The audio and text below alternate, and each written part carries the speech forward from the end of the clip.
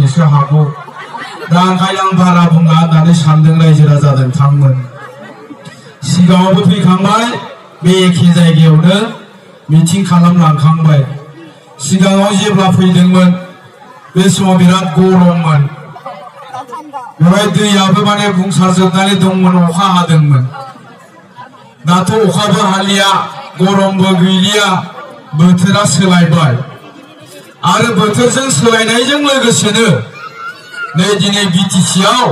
सरकारा सोलायनो थांगासिनो दं रायजो राजा नोंथांमोन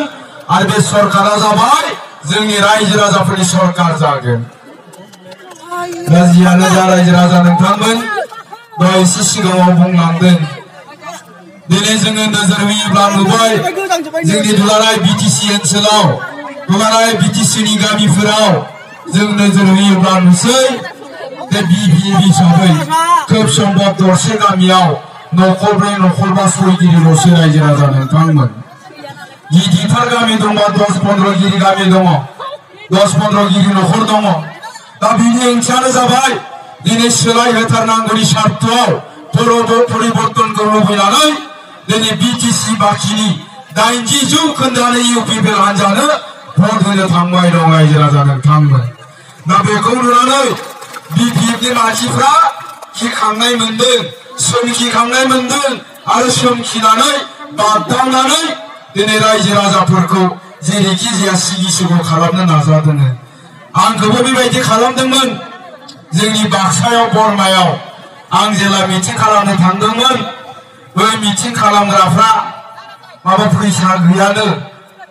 सुदा दालि ओंख्रि संनायखाय आं दालि गोजा जानो हायालै होननानै एबसु अफिसनि सासे लोगोखौ बुंहरबाय आङो अमा बेदर बायनानै संनानै दिनै आं जाहैगोन होननानै दा बेबायदिनो आं बरमायाव एबसु जाहैबाय आं ओंखाम जाबाय थाबा मवानिफ्रायबा फैदों एसे बुग्लब बुग्लब जौ लोंनानै माबा बुग्लब बुग्लब जानाय आमाव आमाव मोखाङाबो दुगानाय बाइकफोरजों गोलैनाय नामा ओंखाम जाखांनानै फैबाय आङो ओंखाम जाखांनानै फैब्ला आदाजों एसे रायलायनो ओरै जाबाय आदायाथ' पार्टिनिसो मानसि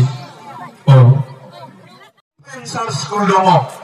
बे 17 बोसोराव खाम्फा बरगयारिया गंसेबो फेन्सार स्कुलखौ प्रभिन्सियेलाइज खालामाखिसै दिनै दुलाराय बिटिसिआवनो दिनै सोलोंथाइनि जि हालोद बे जोबोद दुखुनांथाव जोंथ' बयबो सिन्था खालामदोंमोन जे 17 बोसोरनि उनावहाय जों गोरिब गुन्द्रा मानसिफ्राबो जौगानो हासिगोन खामला मावनानै जाग्रानि फिसायाबो मास्टार जासिगोन प्रफेसार जासिगोन थेला बोग्रानि फिसायाबो डक्टर जासिगोन इन्जिनियार जासिगोन जों बे खोथाखौ सिन्था खालामदोंमोन किन्तु बे 17 बोसोरनि गेजेराव जों नुबाय बे 17 बोसोर बिपिएफआ सलायनाय बे बिटिसिआव जोंनि सोलोंथाइ बेबस्थाया गाज्रिनिफ्राय गाज्रिसिन जादों दिनै जोंनि गोरिब गुन्द्रानि फिसाफ्रा गामिनि एलपि स्कुलाव फरायो फैलानि स्कुलाथ' प्राइभेट स्कुलावसो फरायो फिसालाया हयथ' बेबायदिनो बेवहाय थानाय गिदिर गिदिर मानसिनि फिसाफ्रा गासिबो प्राइभेट स्कुलाव फरायो गामिनि एलपि स्कुलाव सोर फरायदों बे जोंनि गोरिब गुन्द्रानि फिसाफ्रा खामला मावनानै जाग्रा थेला बोनानै जाग्रा ना सारनानै जाग्रा बन दाननानै जाग्राफ्रा साफा सानै सिखावनि फिसाखौ फरायगोन सिगां दाना बिसोरो मा जादों बिसोरो बेसेबां रोंदों लेखाखौ बिसोरो गुन गोनां सोलोंथाइ मोनगोन ना मोनाखै क्वालिटि इडुकेसन मोनगोन ना मोनाखै जोङो दिनै नायबिजिरनानै मोनबाय एबसुनि डाटायाव दङ रोखा रोखा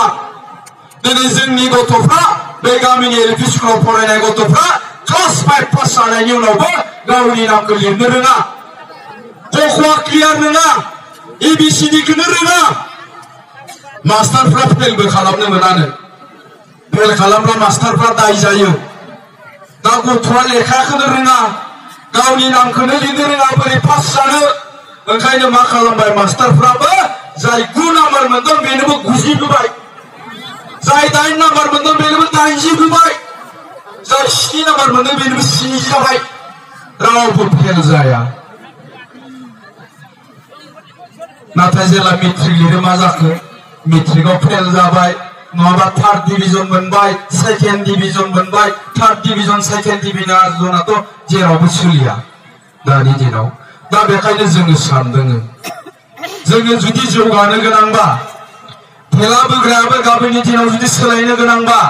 खामला मावग्रानि न'खराबो जुदि सोलायनो गोनांब्ला बैसोरनि गथ'फ्रा लेखा गोरों जाथारनांगोन। दा जोंनि इउपिपिएल हान्जाया बेखायनो बुंदों जोंनि बिटिसिआव सोलोंथाइनि लेखा गोरोंनि जि हार बे जाबाय 46%। जोङो बुंदों 5 बोसोरनि गेजेराव बे बिटिसिनि जि सोलोंथाइ लेखा गोरोंनि पारसेन्ट बेखौ जों 90% खालामनो नागिरदों आरो जोंनि साफ्रोमबो गथ'फ्रा क्वालिटी एजुकेशन मोननो नांगोन आरो क्वालिटी एजुकेशन मोननो गोनांबा जों माखासे पलिसि लानो नांगोन आरो नङाब्ला एखे अबस्थायाव जों थाबाय थानांगोन। कारण दिनैनिफ्राय 150 बोसोर सिगांबो दिनैनि दिनाव जाय खामला मावग्रा बिनि बिबौनि बिफानि बिफायाबो खामला मावग्रामोन। आरो मोनसे खोथा गोसोआव लाखि रायजो राजा नोंथांमोन, दिनै बेयाव जुदि सोरबा खामला मावग्रा थेला बोग्रा दंब्ला आरो बिस्रा जुदि नैसिनि गथ' दंब्ला बे गथ'आ जुदि गामिनि स्कुलावल' फरायदोंब्ला नैबे बेबस्थायावनो बेखौ मिथिखा दिनैनि नै बिसिनि गथ'आबो गाबोननि दिनाव बे थेला बोग्रा खामला मावग्रायानो जागोन। दा जोङो ओंखायनो बेफोर बेबस्थाखौ सोलायनो नागिरदों। जोंनि गोरिब गुन्द्रानि गथ'फोरनोबो जोङो क्वालिटी एजुकेशन होनो नागिरदों। दा बेखायनो बैफोर सिस्टेमखौ सोलायनो गोनांब्ला जोंना दिनै सरकारानो सोलायनांगोन रायजो राजा नोंथांमोन। बे 17 बोसोराव कुनुदिन बेफोरबायदि मोजां खोथाखौ सिन्था खालामबोआखै बिटिएफफ्रा। बे 17 बोसोराव खालि जोंनि गोरिब गुन्द्रा मानसिफोरखौ थगायबोदों, जाख्ल'बोदों, जब कार्डनि मुङाव, न'नि आइडिनि मुङाव आरो दिनैनि दिनाव मा खालामबावदों रायजो राजाफोरनि गेजेराव हाबनानै गोरिब गुन्द्रा मानसिफोरखौ आरो थगायबावदों। मा खालामदों नैबे साननैसोआव दा बिटिएफनि अफिस बस बिराद हिनजावफोर ज' थांनाय नुदों। जों सोंदोंमोन मानो थांदों, माबा अरुणोदय आसनिनि स्किम होयोनो मास मोनसेयाव 830 थाखा हाबगोन। हिनजावफोरखौ बुंदों जोंनि आइजोफोरखौ नोंसोर नांगोलावल' भट हो, नोंसोरो गासैबो जों अरुणोदय आसनिखौ होगोन होननानै। दा बेखायनो मोनसे खोथाखौ मिथिना लानाया मोजां रायजो राजाफ्रा, बे अरुणोदय आसनिखौ सोर मोनो, अरुणोदय स्किमखौ सोर मोनो, मा क्राइटेरियानि मानसिया मोनो। दा बिटिएफफ्रा बुंदों जायनो थांदों बेनोनो होगोन। सोरबा मास्टारनि हिनजावाबो थांदों, सोरबा आर्मिनि हिनजावाबो थांदों। थांना होननानै बुङाखै आङो, बेफोरबायदिबाबो थांदों, होगोन होनबाय नालाय। दाना बिसोरखौ सोर मोनो बे अरुणोदय आसनिनिखौ?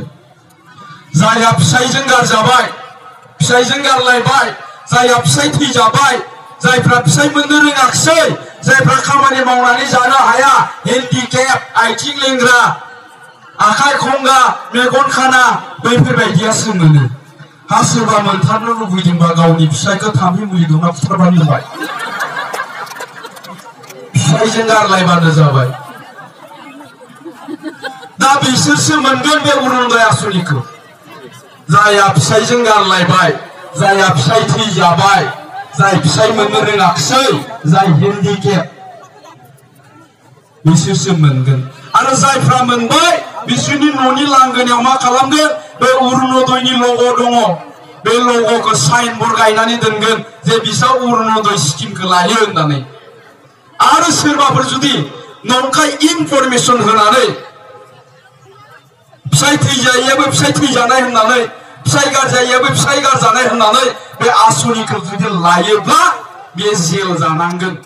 बेखौ आं बुङाखै, आसाम सरकार